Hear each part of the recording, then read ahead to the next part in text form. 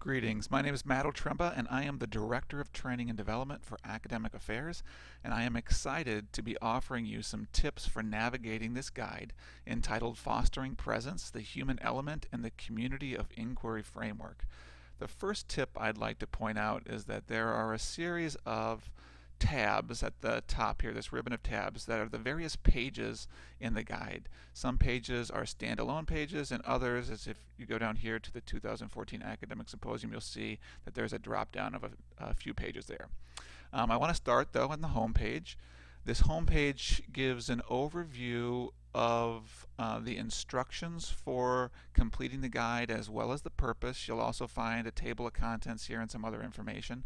I do want to point out that the first thing you should notice is that there are two different colors to these boxes here.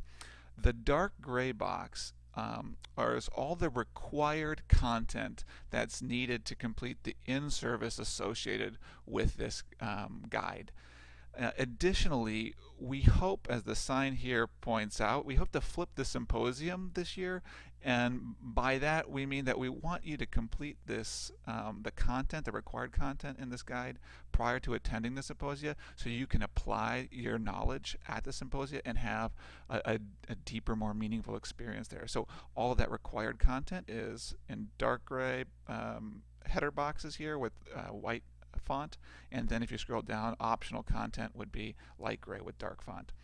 It should take you about 60 minutes total approximately to complete all the required content in this guide. So it's not that much, but it's really meaningful, and again, hopefully you'll have a more enriching experience at the symposium.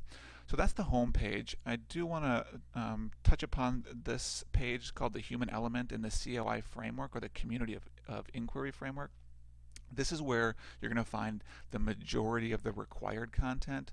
It really gives an overview of what the human element is, why it's important to higher education, and then what is the community of inquiry framework and how does that relate to the human element. And so as you scroll down here, you'll see there's a lot of media here and some text and some articles that dive into these concepts deeper. It's really fascinating stuff. And I look forward to this being the foundation for, again, a rich conversation at the symposium. So that's this page. Next is the faculty wall page, and this is probably my favorite page because there's about maybe 9 to 10 video or multimedia pieces in this faculty wall page, all of them created by faculty or academic services staff. We have some a video here from the Midwest Regional Librarians as well. And this faculty wall page gives a bunch of best practices or examples of how members of the Rasmussen academic affairs community are fostering presence in the human element in their teaching or services practice. So do want to point out that in terms of what's required, it's only required that you watch 3 of these to meet the in-service requirements. However, I encourage you to explore this fully and deeply because there's some great best practices here. Next, I want to point out the activities page.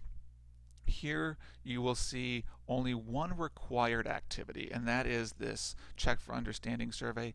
This survey will also be able to verify completion of the in-service, so it's important that you complete that. There are also some optional activities here. They're optional, but I think that they're engaging and hopefully would be meaningful to you. But again, they're optional, but do complete this required one. Lastly, I want to point out that we do have 3 pages associated with the 2014 Academic Symposia. This provides more explanation of sort of what the symposium is, but specifically how you can get involved through social media, and it dives into some of the options that are available to you via social media and how you can get involved there. So this is an overview page with some examples, and then we do have a page that really focuses on Twitter specifically and some of the ways you can get involved with Twitter. And then lastly, we have the AAOPD calendar, which will list the virtual symposium sessions as well as other sessions that you can find there that are not tied to the symposia. And again, all of this content in the Academic Symposia page is optional. It's not required, but we do think it's valuable. So I hope this is a helpful overview of the guide, and these navigational tips will help you get more out of the guide. So have a great time exploring, and look forward to the meaningful conversations we'll have at the symposia. Take care.